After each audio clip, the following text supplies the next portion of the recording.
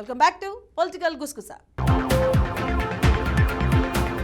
ఆ జిల్లాలో కాంగ్రెస్ ఎంపీ అభ్యర్థి ఎవరన్న దానిపై ఇంకా క్లారిటీ రాలేదు. అసెంబ్లీ ఎన్నికల తర్వాత జోష్లో ఉన్న హస్తం పార్టీ ఎంపీ అభ్యర్థుల విషయంలో ఆచితూచి వ్యవహరిస్తుందట.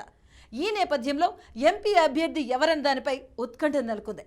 అయితే టికెట్ బీసీలకు ఇవ్వాలన్న యోచనలో అధిష్టానం ఉందన్న వార్తలతో ఇప్పుడు ఆ నాయకురాలికి టికెట్ పక్కా అంటూ ప్రచారం జరుగుతుంది.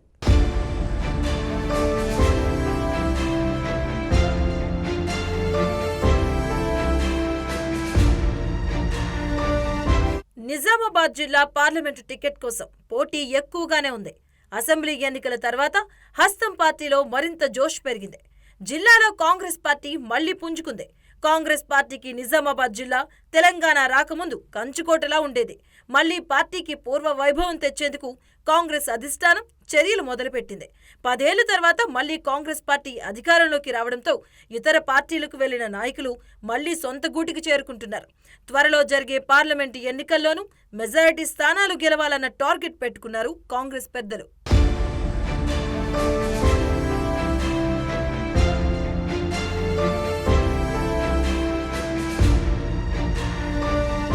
నిజానికి నిజామాబాద్ పార్లమెంటు స్థానానికి గట్టి అభ్యర్థి పోటీలో దించాలి అనుకుంటుంది కాంగ్రెస్.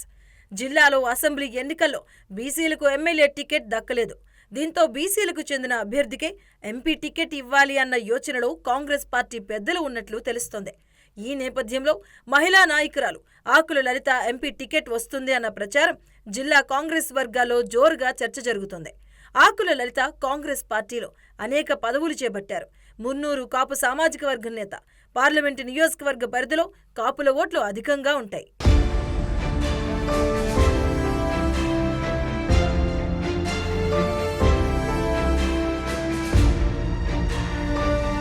ఒక బలమైన సామాజిక వర్గం మహిళా నేత కావటం, కాంగ్రెస్ పార్టీలో సీనియర్ నేతగా ఉన్న ఆకుల లలితకు ఎంపీ టికెట్ వస్తుందన్న ప్రచారం జరుగుతుంది. బీసీ నాయకుల్లో బలమైన నేత ప్రస్తుతం జిల్లాలో ఆప్షన్ ఆకుల లలిత కనిపిస్తున్నారు. కేంద్రం, రాష్ట్ర నాయకత్వం కూడా ఆకుల లలితకే మద్దతు ఇస్తున్నారన్న ప్రచారం కూడా జరుగుతుంది. రాహుల్ గాంధీ కూడా బీసీకే ఎంపీ టికెట్ ఇవ్వాలని సూచన చేయటం ఆకుల లలితకు కలిసొచ్చే అంశం అంటున్నాయి జిల్లా పార్టీ వర్గాలు.